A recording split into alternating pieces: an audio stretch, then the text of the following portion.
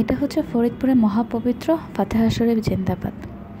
মূলত ফরিদপুরে এরকম মানে প্রায়ই দেখা যায় যে এরকম পীরের এক ভক্ত আছে, তারপর হচ্ছে আধ্যাত্মিক বিশ্বাস তাদের। আর এই উপলক্ষে তারা হচ্ছে তাদের মানে সব ধরনের মনের কথা সেই দরগাতে বা মাজারে যায় বলে, যেন তাদের সব ইচ্ছা পূরণ করে দিবে সেই ব্যক্তি। পরে আর কি আমরাও গেলাম। যাওয়ার পরে হচ্ছে প্রথমে ভাবতেছিলাম যাবো কি যাবো না, পরে ভাবলাম যে যেহেতু এত ঐতিহ্য তাই একটু গিয়ে ঘুরে আসি। কিন্তু মানুষ যে আধ্যাত্মিক সম্পর্ক মানে তারা মনে করে যে এখানে গেলে একদম শেষ হয়ে যাবে। এক একজন তো দেখলাম কান্নাকাটি করে শেষ, কান্নাকাটি করে তারপরে মাটিতে বসে এমনভাবে মানে সালাম করতেছে, এমনভাবে কি বলবো।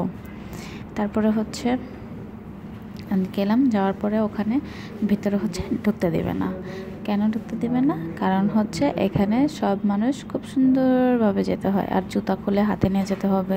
মানে অনেক ধরনের রুলস দেখাই দিছে। এখন আমরা তো এত রুলস মানবো না স্বাভাবিকভাবে, কারণ আমার কি আমার মনে হয় না আমার ফ্যামিলির মধ্যে কারো এই দরগা শরীফ এগুলো বিশ্বাস হয়। আমার তো একদমই হয় না। নর্মালি আল্লাহর কাছে নামাজ কালাম পড়বো, দোয়া করবো, শেষ। এখানে হচ্ছে তার উপর আবার চেকিং করে, যে আমাদের চেকিং করে ভিতরে ঢুকাবে। তারপরে কি এত চেক টেক করার পর ভিতরে আর যায়নি, দেখাই হয়নি।